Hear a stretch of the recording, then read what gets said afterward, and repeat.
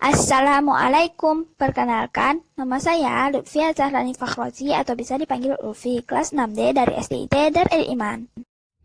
Dalam video kali ini, Ulfi akan membahas kembali apa yang Ulfi telah pelajari dalam tema 2, subtema 1 tentang adaptasi pada tumbuhan. Tahukah teman-teman apakah adaptasi pada tumbuhan itu ya? Adaptasi pada tumbuhan adalah kemampuan tumbuhan untuk menyesuaikan diri terhadap lingkungannya. Dengan mempelajari tentang adaptasi tumbuhan, kita jadi tahu bagaimana cara melestarikannya. Yuk, kita bahas bersama apa saja tujuan tumbuhan beradaptasi. Adaptasi pada tumbuhan memiliki 3 tujuan utama, yaitu 1. Menyesuaikan diri terhadap kondisi lingkungannya. Berdasarkan kondisi lingkungannya, tumbuhan terbagi atas beberapa jenis. Yang pertama, hidrofit. Pernahkah teman-teman memperhatikan tumbuhan yang hidup di air? Ternyata tidak semua tumbuhan loh yang mampu bertahan hidup di air. Tumbuhan jenis hidrofit lah yang mampu bertahan lama di air.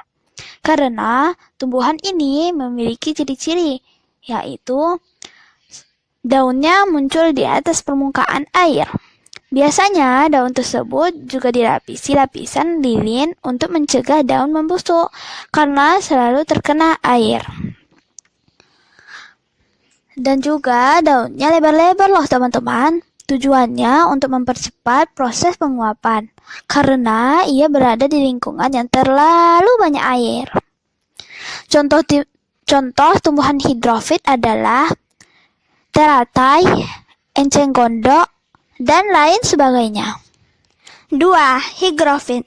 Apakah teman-teman pernah memperhatikan tumbuhan yang hidup di tempat yang lembab, yaitu tidak terlalu berair dan juga tidak terlalu kering, seperti di rawa, kawasan dekat pantai, atau kawasan tepian sungai?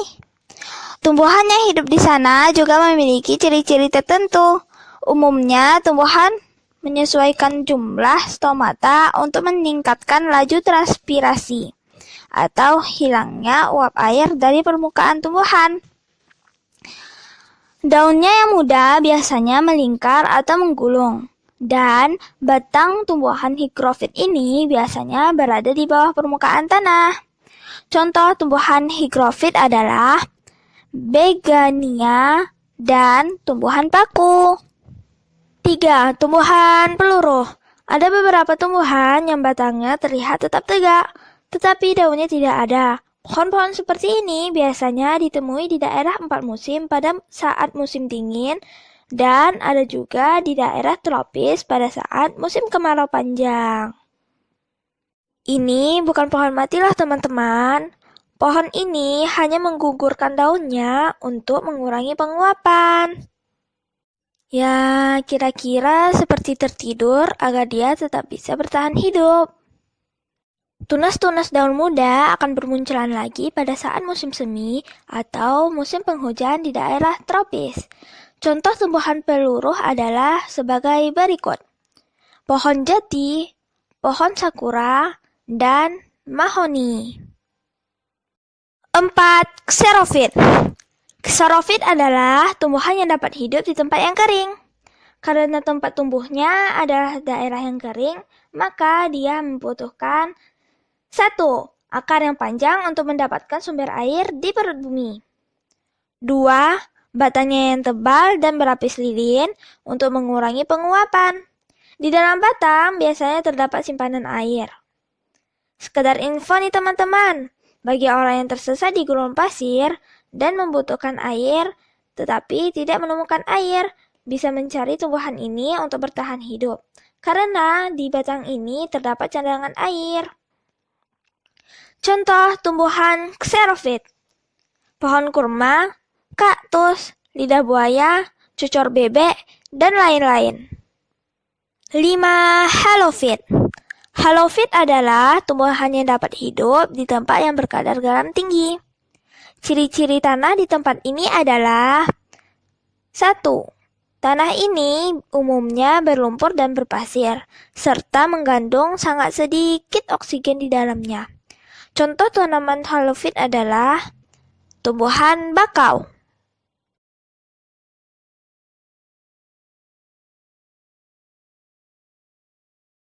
6. Lingkungan miskin nitrogen. Lingkungan miskin nitrogen adalah tumbuhan yang dapat hidup di lingkungan yang nitrogennya sedikit. Ciri-ciri tumbuhannya adalah menangkap serangga. Contoh tumbuhannya: 1.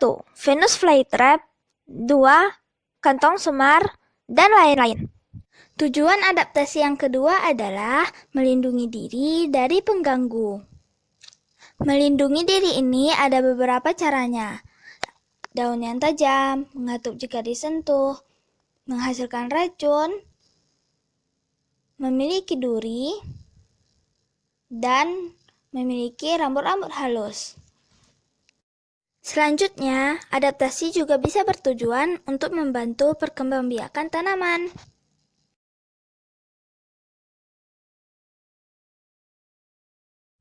Maaf ya teman-teman, karena durasi video ini batasnya hanya 7 menit, maka yang lengkapnya lihat di channel Ulfi Nada Aura ya teman-teman. Wassalamualaikum warahmatullahi wabarakatuh.